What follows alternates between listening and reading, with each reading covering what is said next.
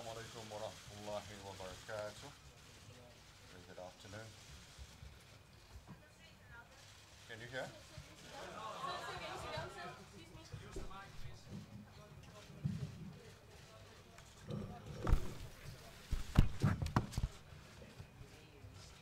Can you hear me?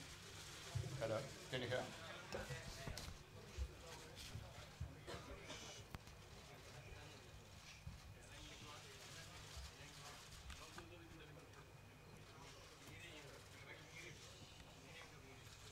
7 days ago, Malaysia Airlines Flight MH370 disappeared. We realize this is an excruciating time for the families of those on board. No words can describe the pain that must be going through. Our thoughts and our prayers are with them. I have been appraised of the ongoing search operation round the clock. At the beginning of the operation, I ordered the search area to be broadened. I instructed the Malaysian authorities to share all relevant information freely and transparently with a wider investigation team. And I requested that our friends and our allies join the operation. As of today, 14 countries, 43 ships, and 58 aircrafts are involved in the search. I wish to thank all the governments for their help at such a crucial time. Since day one, the Malaysian authorities have worked hand in hand with our international partners, including neighboring countries, the aviation authorities, and a multinational search force, many of whom have been here on the ground since Sunday. We have shared information in real time with authorities who have the necessary experience to interpret the data. We have been working non-stop to assist the investigation, and we have put our national security second to the search for the missing plane. It is widely understood that this has been a situation without precedent. We have conducted search operation over land in the South China Sea, the Straits of Malacca, the Andaman Sea, and the Indian Ocean. At every stage, we acted on the basis of verified information, and we followed every credible lead. Sometimes these leads have led nowhere. There has been intense speculation. We understand the desperate need for information on behalf of the families and those watching around the world. But we have a responsibility to the investigation and the families to only release information that has been corroborated. And our primary motivation has always been to find the plane. In the first phase of the search operation, we searched near MH370's last known position in the South China Sea. At the same time, it was brought to our attention by the Royal Malaysian Air Force that based on their primary radar and aircraft, the identity of which could not be confirmed made a turn back. The primary radar data showed the aircraft proceeding on a flight path which took it to an area north of the Straits of Malacca. Given this credible data, which was subsequently corroborated with the relevant international authorities, we expanded the area of search to include the Straits of Malacca and later to the Andaman Sea.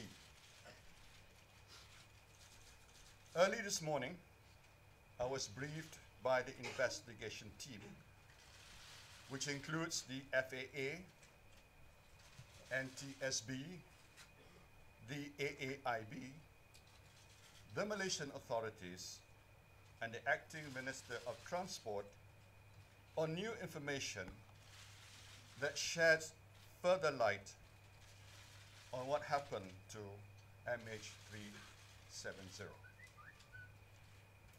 Based on new satellite communication, we can say with a high degree of certainty that the aircraft communications addressing and reporting system, or Acars, was disabled just before the aircraft reached the east coast of Peninsula Malaysia.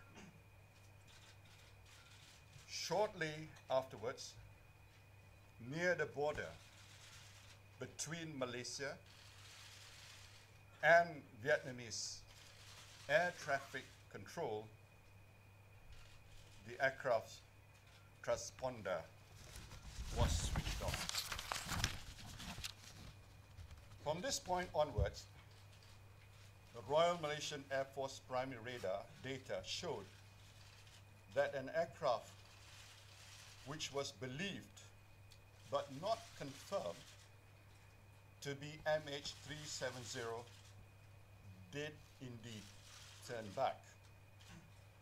It then flew in a westerly direction back over Peninsula Malaysia before turning northwest, up until the point at which it left military primary radar coverage. These movements are consistent with deliberate action by someone on the plane. Today, based on raw satellite data, which was obtained from the satellite data service provider, we can confirm that the aircraft shown in the primary radar data was flight MH370.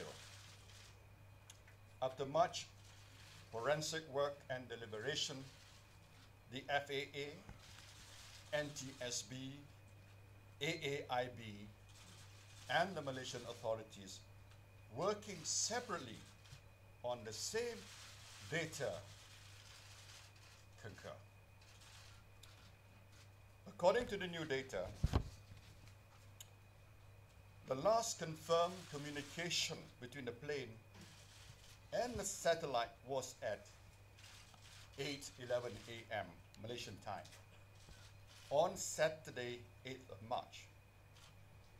The investigation team is making further calculations which will indicate how far the aircraft may have flown after the last point of contact. This will help us to refine the search.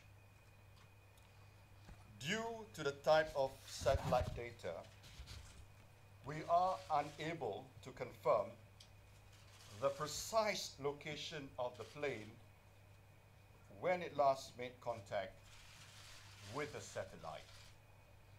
However, based on this new data, the aviation authorities of Malaysia and their international counterparts have determined that the plane's last communication with a satellite was in one of two possible corridors. A northern corridor stretching approximately from the border of Kazakhstan and Turkmenistan to northern Thailand, or a southern corridor stretching approximately from Indonesia to southern Indian Ocean. The investigation team is working to further refine the information.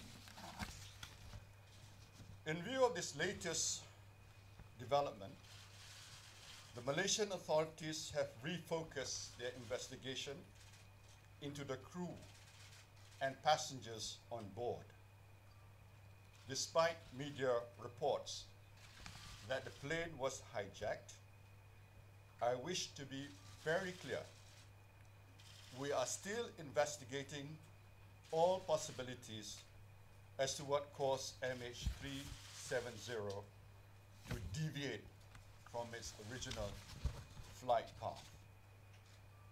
This new satellite information has a significant impact on the nature and scope of the search operation. We are ending our operations in South China Sea and reassessing the redeployment of our assets. We are working with the relevant countries to request all information relevant to the search, including radar data. As the two new corridors involve many countries, the relevant foreign embassies have been invited to a briefing on the new information today by the Malaysian Foreign Ministry and the technical experts. I have also instructed the Foreign Ministry to provide a full briefing to foreign governments which had information, which had passengers on the plane. This morning, Malaysian Airlines has been informing the families of the passengers and crew of these new developments. Clearly, the search for MH370 has entered a new phase. Over the last 7 days, we have followed every lead and looked into every possibility. For the families and friends of those involved, we hope this new information brings us one step closer to finding the plane. Thank you. Okay, with that, we conclude the session for today. As I've stated earlier, we invite the media to please